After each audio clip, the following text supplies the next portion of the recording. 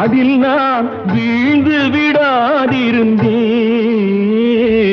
உன் கண்ணில் நீர் வழிந்தால் என் நெஞ்சில் உதிரம் கொட்டுதடி.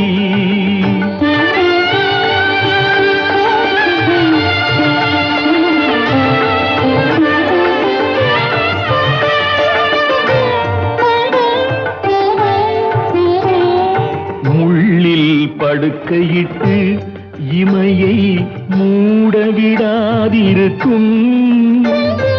பிள்ளை குலமடியோ என்னை பேதமை செய்ததடி. பேருக்கு பிள்ளை உண்டு, பேசும் பேச்சுக்கு சொந்தம் உண்டு.